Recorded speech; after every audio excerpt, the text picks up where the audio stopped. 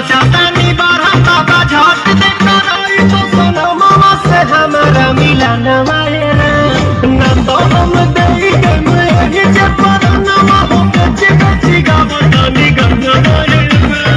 एक मिनट भाभी।